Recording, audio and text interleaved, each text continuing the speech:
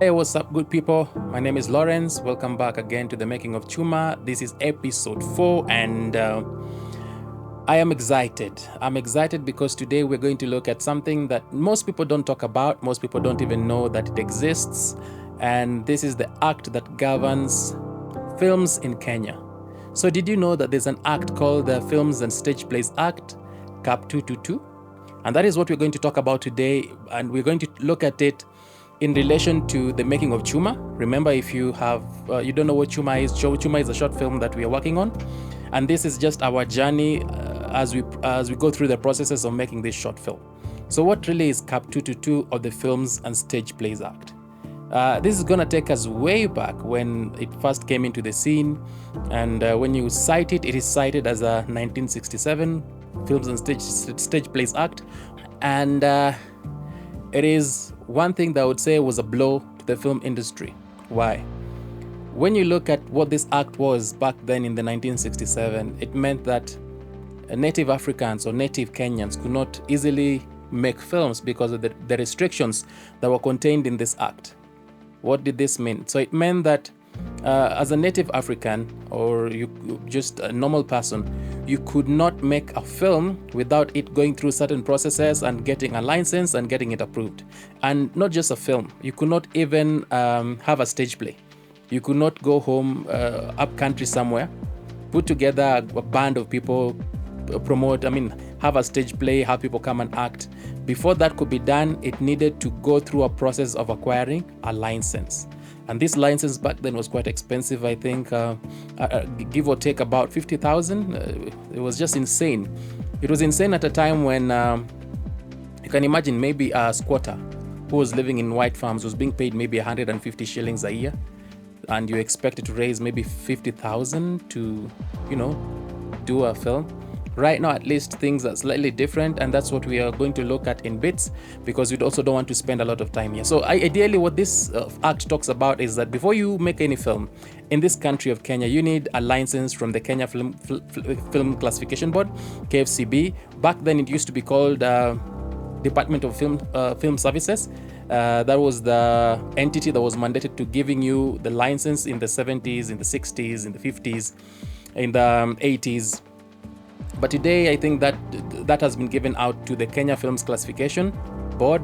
Therefore, if you want to make a film in Kenya, the first thing you need to do is go to their website, register, get yourself a filming license, and then things start being easy for you. Because if you don't acquire this license from the Kenya Films and Classification Board, problems begin. What is the first problem? If you make a film in Kenya without the appropriate licenses from the appropriate departments, then you're liable to an offense under the Films and Stage Plays Act, CAP 222, and you might end up being jailed for a period of 5 years, or you might have to pay a fine of 100,000 shillings, or you might have to pay both. So for you people who are out there and you're making films, the other day I saw someone complaining online and ranting and claiming that they have a right to shoot. If you're taken to court because you're filming and the purposes was for an exhibition locally or internationally, but it's being shot in Kenya and you don't have this license, then you might actually be liable to, a fine of 100,000, or you might also be liable to a 5-year jail sentence. So the first thing you need to do in Kenya for you to shoot a film is go get yourself a filming license. And then there are other things that follow after that, like this. For every day that you're shooting, if it's a short film, you pay, I think, there's a general license where you pay 15,000 for a feature film, after which you pay 1,000 shillings every day for every day that you're shooting. But these are the things that are contained in the Films and Stage Plays Act, CAP 222. So why was this done? Why was the Films and Stage Plays Act put in the manner in which it was such that it was oppressive to the African people?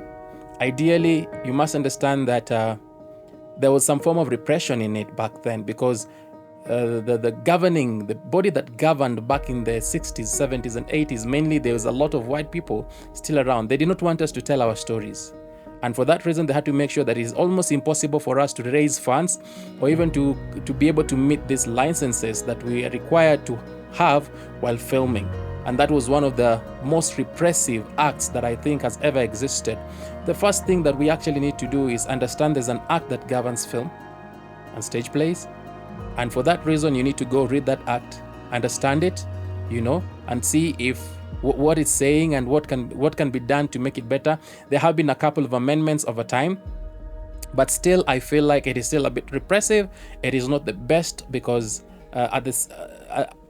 filming is not something that has money in Africa. So most of us who go out there to film, we don't film because we have ready market and we have millions of shillings. No, it's just from our savings. So the little money we have, we'd rather put it into the making of the film other than paying all these licenses, because after you've acquired you've acquired the licenses from for filming, you still need to go. Let's say you're shooting in Nairobi, you still have to pay Kanjo. If you're shooting in Machakos, at least there was a time when it was free. I'm not sure if right now still it is free, but it becomes a very costly endeavor.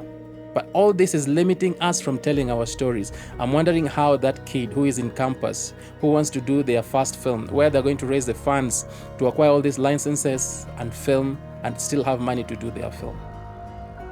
So with regards to Chuma, yes, we have the license to do our film and we are ready and set to go. So until next time, when we'll be talking about the progress of Chuma, see you.